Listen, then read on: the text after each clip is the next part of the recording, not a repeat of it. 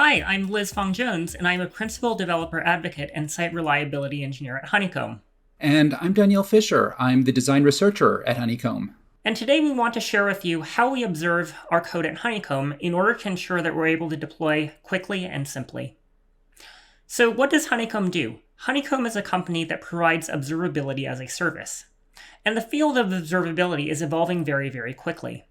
So it means that we as people who provide this service need to make sure that we're able to keep up with the demands for reliability and feature velocity. We need to make sure that we're able both to ship features quickly that enable customers to do better in terms of their own systems, as well as providing the reliability and confidence that people know that they can trust us. There's less than a dozen engineers that build Honeycomb, and we're competing against companies that are 10 or 100 times our size. And our goal overall is to help our customers make their systems humane to run so that their engineers don't burn out and so that their engineers can understand what's happening in production. How? We ingest their telemetry data from their production systems so that they can get the insights that they need, so that they can ask the questions and really explore that data so that they can figure out and be empowered to debug their production environments, and so that they can really figure out, how do we debug this? How do we get back to running normally? And what's going on inside of my production infrastructure? As part of this, we have a culture of continuous delivery. We ourselves practice observability-driven development, and it's really empowered us to deploy every single day of the week rather than sacrificing 20% of our production velocity by not deploying on Fridays. In fact, not only do we deploy every single day of the week, we deploy up to 14 times every single day. And we don't wind up needing to touch production on emergencies on weekends, nor do we wind up needing to disrupt our holidays by needing to push production code. Last year, we shipped over 3,000 changes to production. And that says a lot about how we're able to move quickly and nimbly. So how did we get there? We needed to invest in continuous delivery and in feature flag-driven development and observability-driven development. It took us investing in it from the beginning of our company to get where we are today. That meant that we had to think about things like, what does our roadmap look like? What are the right set of things to build? So we invested in tooling, expecting it to pay off not just immediately, but instead over the longer term. We had to think very consciously about what are the things that we're going to adopt. We didn't need to adopt all of the soup, all of the alphabet soup. For instance, we are not production Kubernetes users because we're an infrastructure service that needs to utilize whole machines. There's no benefit to us to adopt containerization and packing different workloads together. In addition to not adopting things that we didn't need, we needed to be thoughtful about build-buy trade-offs. What are the things that we absolutely need to build in-house, and what can we outsource? For instance, we didn't wind up building our own feature flag system. We wound up engaging LaunchDarkly to help us with that. But above all, we needed to think about what our cultural processes were. That our systems are socio-technical systems and not just made up of tools. And it's really putting humans first and then providing them with the right tools that's enabled us to succeed. So we also had to continuously evaluate and pay down our technical debt. Although we are a startup that needs to move very quickly, we also need to make sure that we're not just doing the most expedient thing today, but also making sure that we're paying down that complexity and making our systems better and easier to run for future engineers. And we really need the right metrics to measure and improve where it matters rather than mistargeting our efforts.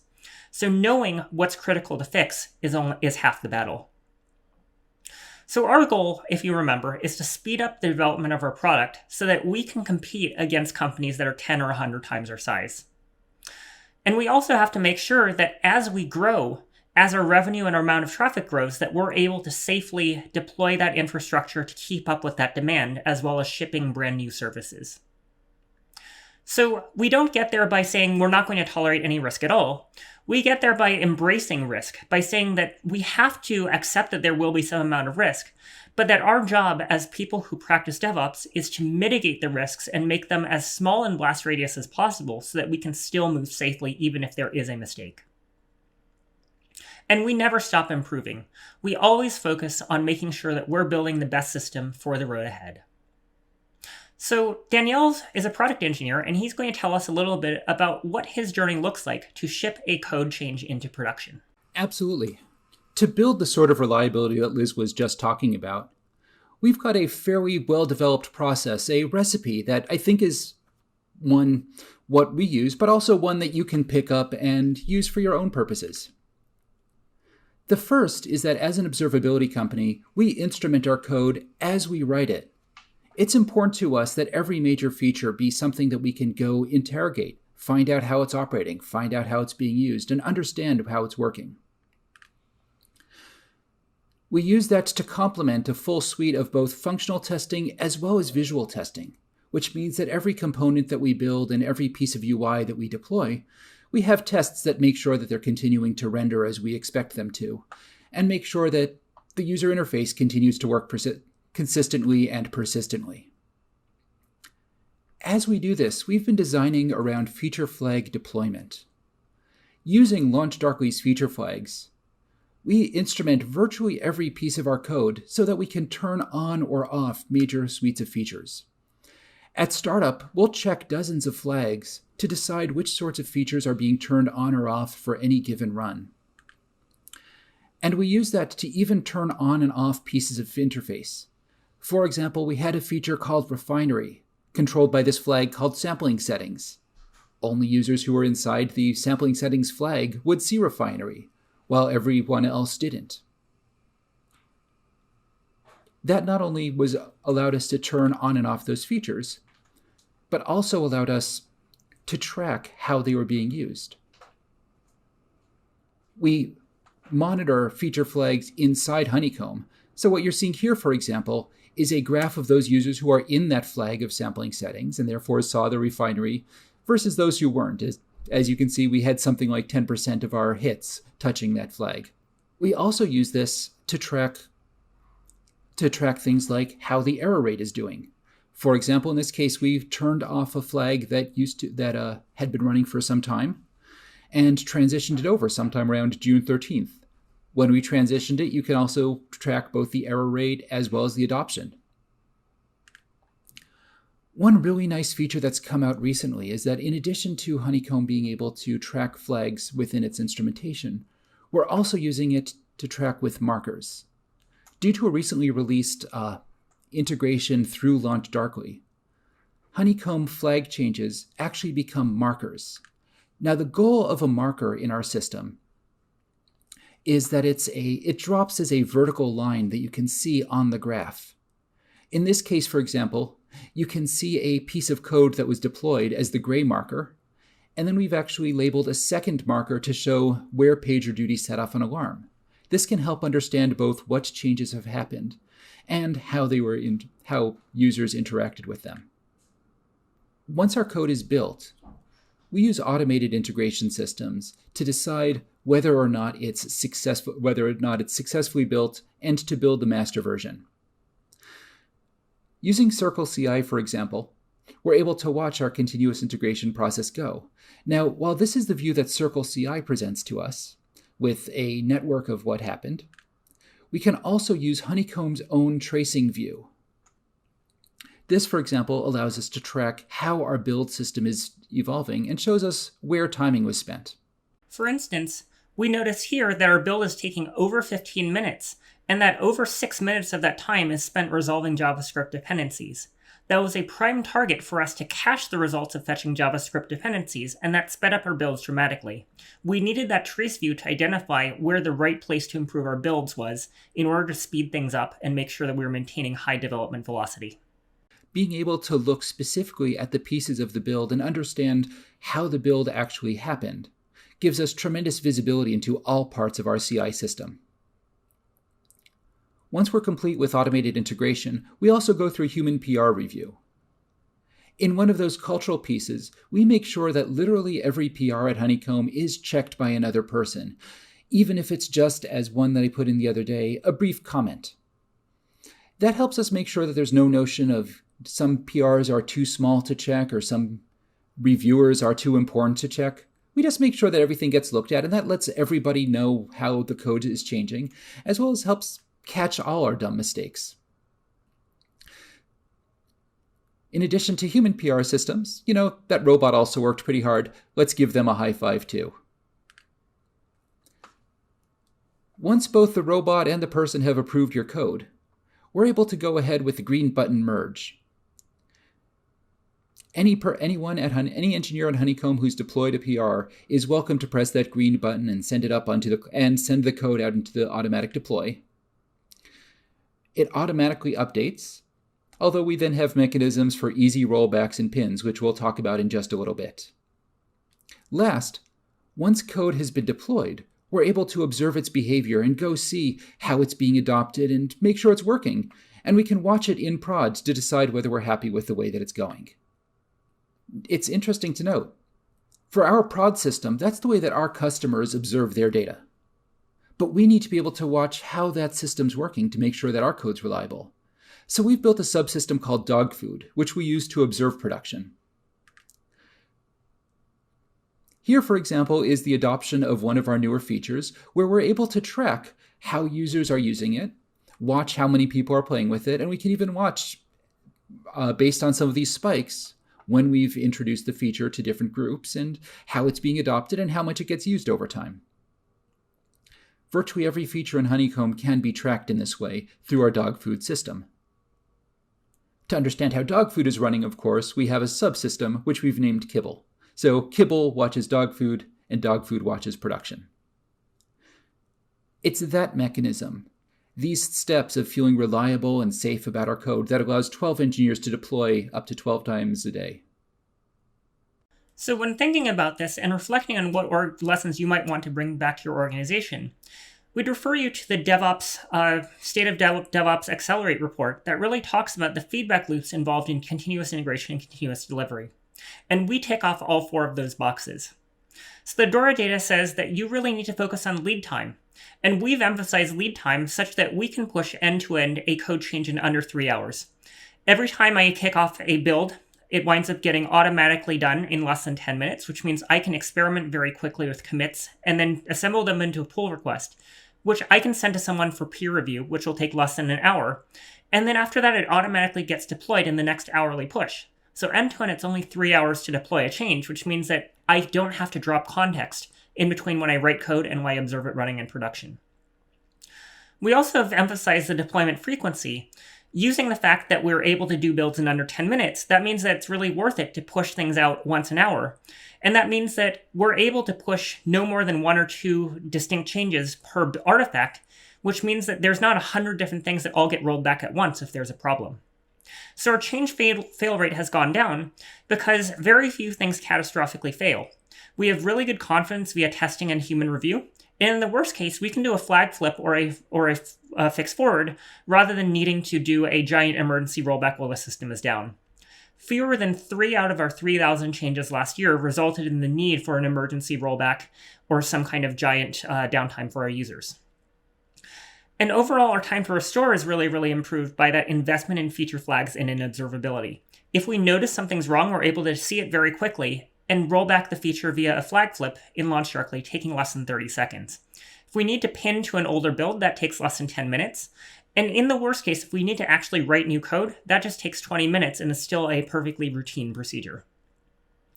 So our high productivity product engineering really is a combination of lead time, deploy frequency, as well as reducing the change fail rate and our time to restore service in the event of a problem. But all of this also needs to be built on a bedrock of stable and solid infrastructure. So I, as an infrastructure engineer, don't care necessarily about my resume, right? Like what I care about is Honeycomb as a company able to ship the product that our customers need and be as reliable as my customers need it? So Kubernetes is not my goal, right? Like I'm not practicing resume-driven development. Instead, I need to make sure that our systems are responsive and scalable in response to both increase in the number of features that are being pushed out, as well as increase in service in the amount of data that my service is ingesting. So we need to prioritize reliability and simplicity above all else. So that means that we need to make sure that there isn't config drift, that we don't have things creeping in that are causing complexity that no one is aware of. That means that we need repeatable and reliable infrastructure as code that's pushed automatically from our main branch in GitHub. That enables us to have a synchronized and central state that we can diff and release straight from our browsers inside of GitHub. So I'm able to do things like edit the percentage of instances that are running on demand versus spot right inside of my browser, And then I can preview that change and make sure that it is running successfully with the expected delta to the APIs that Amazon is going to provide us to change and control things. And we have automatic unit and integration tests that verify that the behavior is correct. Once all of the checks pass, we're able to remotely run from Get and have a history of what ran when, so that our on-call engineer doesn't have to guess what changes went out to production. And instead, they can look at the deploy history and find out. So we can see here that when I change the percentage of instances that are running on demand, it's just a browser button to push it forward, as well as a browser button to roll it right back. So that easy rollback and automatic deployment of changes to kibble and dog food before they reach production allows us to move quickly and keep things in sync while still maintaining control. And the rollback mechanism is simple. It's just a get revert followed by re-pushing the state and synchronizing the main branch into our production AWS environment. So we also think about the idea of feature flags for our infrastructure, that we don't have to deploy everything all at once to all our infrastructure. Instead, we can control and kind of compartmentalize the blast radius of any change that we might make. For example, we have ephemeral fleets that stand up in response to when we have instances that are needing catch-up fleets, that are needing more resources to get them caught up with the current state of data coming in. And it's a simple feature flag to turn on the catch-up fleet, or a simple feature flag to turn on automatic scaling in AWS in order to ensure that our systems are able to keep up with that demand. Similarly, we're able to automatically detect what VM type should I be using based off of, is this particular environment using ARM64 or AMD64 machines? All feature flags that are set in our variables file that we don't then need to track and change and rip out every single time that we want to turn it on or off. Similarly, we can also quarantine bad traffic. If one user's traffic is anomalously slow or is crashing or causing issues for other users, we can segment it to its own set of servers, which we've spun up with a simple feature flag. And that feature flag controls both which paths are routed as well as the number of servers allocated, and even what build IDs are assigned. So therefore, we can set up a special debug instance for the traffic that's causing problems so that we can really investigate and get to the bottom of it without impacting other users. We also use our continuous integration of our infrastructure code to have confidence that what's running in production actually matches what's in our config. So we can feel free to delete things that are not in our config as code, as well as remove unused bits of config as code, knowing that there are no hidden dependencies. But sometimes this doesn't go entirely according to plan, so Danielle is going to tell us really quickly about an outage that we had and what lessons we learned from it. Back in July of this year, well, here's a graph of Honeycomb's performance of July 9th of 2019. As you can see, there was some sort of blip at, little after 15 o'clock, but that can't have been a very big deal, right? Well, let's zoom in a little and go see how that actually looks. It looks like at about 3:50 p.m., things started going badly, and by 3:55, whatever we are measuring here was down to zero traffic. It stayed down for a good 10 minutes, until about 4:05 when we were able to finally bring it back up. This is clearly bad, but how bad was it? Was this just a few-minute blip, or is this, a terrible company-wide disaster? It's worth evaluating the notion of how broken is too broken. We quantify that with the idea of service-level objectives. Service-level objectives are a way of defining what it means for a system to be as successful as you want it to be. They're a common language that engineers can share with managers. For example, management might set a goal for what they want the reliabilities of the system to be, and engineers can figure out how they want to deploy their effort level to make sure that they maintain that level of reliability. 100% is an unrealistic number. No system will be able to stay there. And so if you can come to an agreement on how close you need to get, then you can build a much more powerful and successful system. SLO math in the end is actually super simple. We count the number of eligible events we've seen, how many things we're interested in. So for example, we might decide that we're really interested in how our system serves HTTP requests. So we'll filter ourselves to only looking at HTTP requests. And then of them, we'll define successful events. For example, we want events that were served with a code of 200 and in less than 100 milliseconds. Once you've got a pool of successful events and a pool of eligible events, then you can simply compute the ratio. We define availability as the ratio of good to eligible events. That's fairly straightforward math. And the wonderful thing about that, we're able to use a time window and a target percentage to be able to describe how well we're doing. So, for example, our target was 99% over the last month. Now, the wonderful thing about combining those two is that gives us the idea of an error budget. We can subtract the number of events that we are allowed to have gone wrong, that is to say, the percentage of unsuccessful events divided by the total number that we've had, to figure out how much flexibility we have. Sometimes we might be very close to or over our budget, in which case we really should prioritize stability and making sure that systems are reliable. But sometimes we have some error budget left over, and that actually allows us to experiment or to change or to have a higher change of velocity. Because when you've got an error budget, you can actually describe how acceptable it is for your system to not quite not quite always succeed. We use the notion of SLOs to drive alerting on our system. When we see that an SLO is just about to burn down, we'll page engineers and so they can act before we run out of budget. Now, at Honeycomb, we'd done an exercise where we actually estimated out what we wanted our SLOs to be. And we realized that we have three major sets of features. We want to store all user incoming telemetry. We, in fact, have a 99.99% ratio on that because it's really important to us that user data not be lost. In contrast, we want our UI to be responsive, but we're willing to be a little bit more forgiving about that. Our default dashboards should load in 1 second. We're even more forgiving of our query engine, because sometimes users do execute particularly complex or difficult questions, so we'll place that at 99%. So now, to evaluate how that 12-minute outage looks, we really need to understand what sort of data we were seeing. Unfortunately, this is a graph of user data throughput, which means that this 12-minute gap was not only a gap for us, but it actually shows on every one of our users' dashboards, because for those 12 minutes, we didn't accept their data. We dropped customer data. We were able to catch that this had happened, and we rolled back. Liz said earlier that it takes about 10 minutes for rollback, and that's precisely what it took here. During that time, we communicated with our customers, both first to notify them that there was an outage, and then that it had been repaired.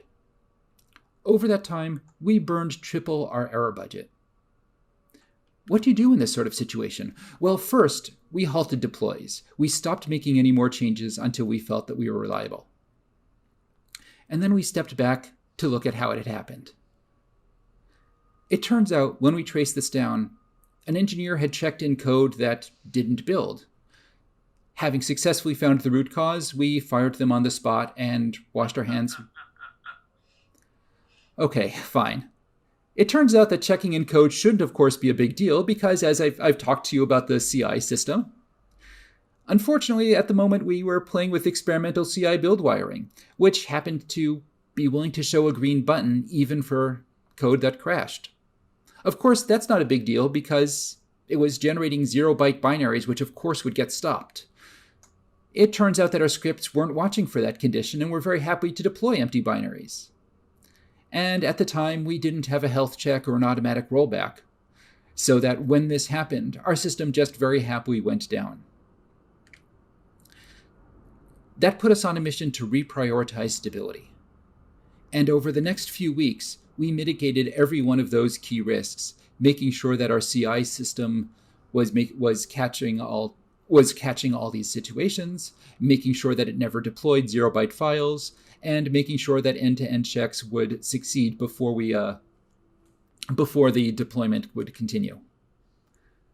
Feeling secure and reliable, we are able to resume building. So what's ahead for us? Because that clearly isn't the end of our mission. Well, what's ahead for us is continuing to be reliable and scalable and lead the industry of observability by being able to give customers high confidence in us and give them the features that they need. That means that we need to launch services easily. For instance, that refinery service that Danielle talked about, we needed to not just scale up existing microservices, but provision new microservices while maintaining confidence in our systems. We also needed to spend less money in order to pass savings on to our customers with a new pricing model. So this meant that we needed to adopt spot instances in order to scale up without increasing the cost dramatically, as well as introducing ARM64 instances, which offer a lower cost and therefore enabling us to offer a good service to our users at reduced prices. We also are going to continue modernizing and refactoring, because continuous integration and delivery are a thing that all of us are learning, and there's new best practices that emerge all the time. But above all else, what we prioritize at Honeycomb is our employees. We want our employees to be able to sleep easily at night, and that means doing retrospectives every time we wake someone up to make sure that that's not going to happen again in the exact same ways. So this isn't just something that startups can do. You can do this too, step by step, if you start measuring the right things and improving them where they matter. So we'd encourage you to read more on our blog at honeycomb.io/blog, where we talk about many of these things, including some of the lessons that we learned, and give you peeks behind the scenes at how Honeycomb runs and what our engineering practices are. So do what we do. Understand and control your production environments so you can go faster while maintaining stable infrastructure. Don't eschew risk, instead manage it and iterate, and always make your systems better, learn from the past, and make your future better. If you're interested in learning more, you can go ahead and go to honeycomb.io/Liz and get a copy of these slides. And as always, thank you for your attention. Thank you for joining us.